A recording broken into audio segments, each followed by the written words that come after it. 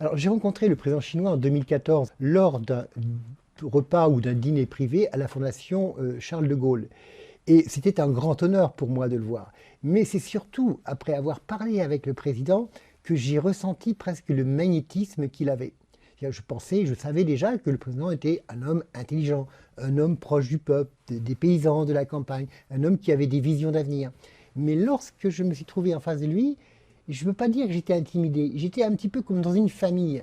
J'avais l'impression de parler déjà à quelqu'un que je connaissais un petit peu. C'est extraordinaire. On ressent, est-ce qu'on peut appeler ça un sentiment de famille, un sentiment d'amour, un sentiment d'amitié pour la planète? J'étais tout à fait à l'aise. Il a vécu à la campagne, pas comme un exilé, mais il a vécu la vérité des gens pauvres, et tous les ans il va les voir. C'est un homme qui est à la fois fort pour redonner le moral aux Chinois, pour l'armée, qui est capable de prendre des décisions, mais dans la douceur, qui est pragmatique. Et aussi, c'est un homme qui donne comment dire, des visions, mais pas des fausses visions, qui trace des routes. Les routes de la soie, le rêve chinois, où il continue, je dirais, les routes qui ont été tracées notamment par Deng Xiaoping, comme avec Hong Kong, un pays de système.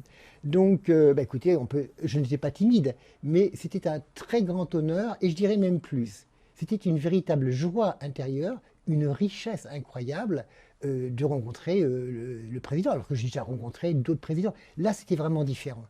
Alors déjà, j'étais convaincu que le président chinois allait réaliser de grandes choses et que c'était lui qui allait mener la Chine à son épanouissement.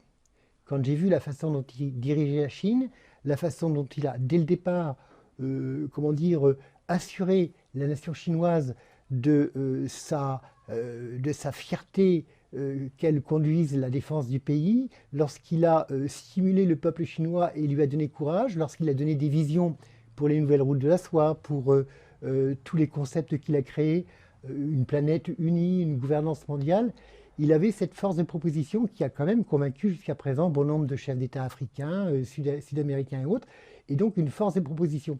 Et je me suis dit, là, on va avoir un président qui va aller plus loin, de mon point de vue, que les autres, parce qu'il a une capacité, je dirais, oui, de charisme, et pour convaincre les gens, tout en étant pragmatique. Mais je pense également que c'est un brillant, je pense que c'est un homme qui voit l'avenir.